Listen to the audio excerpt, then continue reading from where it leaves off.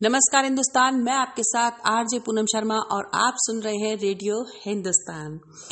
सर्वप्रथम सभी सुनने वाले श्रोताओं को हमारे रेडियो हिंदुस्तान की ओर से शिवरात्रि, महाशिवरात्रि की हार्दिक हार्दिक शुभकामनाएं।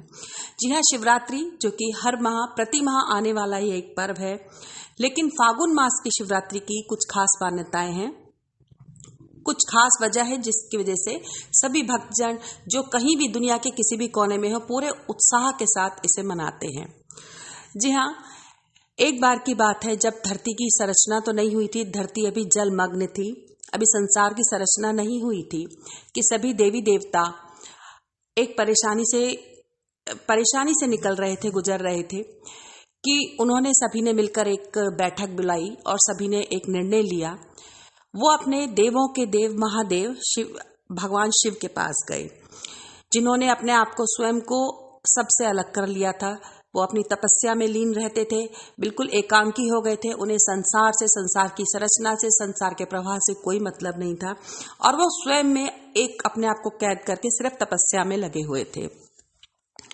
देवी देवताओं को पृथ्वी के भविष्य की चिंता सता रही थी कि अगर इस तरह से भगवान शिव अपनी ही भक्ति में, अपनी ही तपस्या में लीन रहे तो संसार का निर्वाह, संसार का प्रवाह कैसे होगा।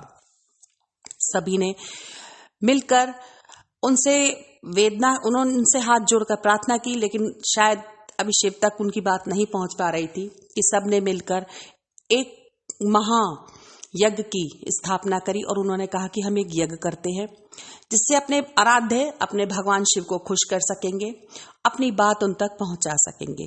सभी देवी देवताओं ने, हर प्राणी ने ये कोशिश करी कि हम अपनी बात को उन तक पहुंचाएं एक यज्ञ के माध्यम से, और उन्होंने एक यज्ञ की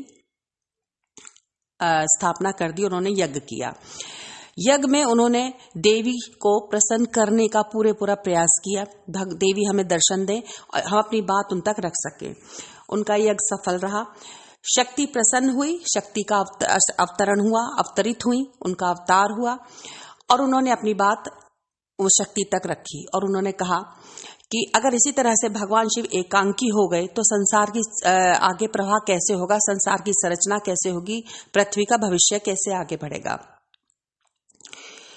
देवी ने, उस शक्ति ने सभी देवी देवताओं की बात को मानकर, उनकी बात समझकर इस बात के लिए वो तैयार हो गई कि ठीक है, मैं भगवान शिव को कोशिश करती हूं मनाने की और उनसे विवाह करने की। ये वचन देवी ने उन सभी देवी देवताओं को दे दिया और यही हुआ कि देवी और भगवान शिव की शादी कराई गई, उनका विवाह कराया गया।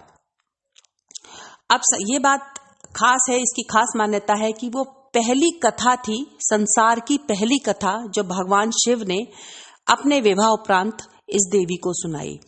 भगवान शिव ज्ञान का भंडार है, भगवान शिव कथाओं का अनंत सागर है जिसमें न जाने कितनी कथाएं हैं और यही कथाएं, यही ज्ञान देवी देवता चाहते थे भगवान शिव के मुंह से सुनना, जिससे पृथ्वी का कल्याण हो, आगे हमारा जीवन, आगे हमारी संरचना बढ़े। ये कथा सबने, हर देवी देवता, सभी, हर लोक ने भगवान शिव की सुनी। हर नाग कन्या, जो भी पशु पक्षी, सभी ने ये सुनी और एक ज्ञान का संचार हुआ। उसके बाद पृथ्वी का निर्वाह हुआ और इस तरह से जो देवताओं ने प्रार्थना करी, जो कोशिश करी, उसमें वो सफल रहे और आज हमारी पृथ्वी, आज हमारा संसार, जो भी कुछ है वो भगवान शिव भोलेनाथ के ज्ञान, उनकी संरचना की वजह से है। तो ये ज्ञान रूपी बातें थी जो मैं आपको रेडियो हिंदुस्तान द्वारा बताना चाहती थी। एक बार फिर से मैं धन्यवाद करूंगी आप जो अभी आप सुन रहे हैं और हार्दिक शुभकामनाएं आपके लिए महाशिवरात्रि की। मैं आरजे पूनम शर्मा आज की मुलाकात, आज की विदा में यहीं लेते हुए, समाप्त करते हुए फिर मिलने का वादा कर आप सुनते रहिए रेडियो हिंदुस्तान।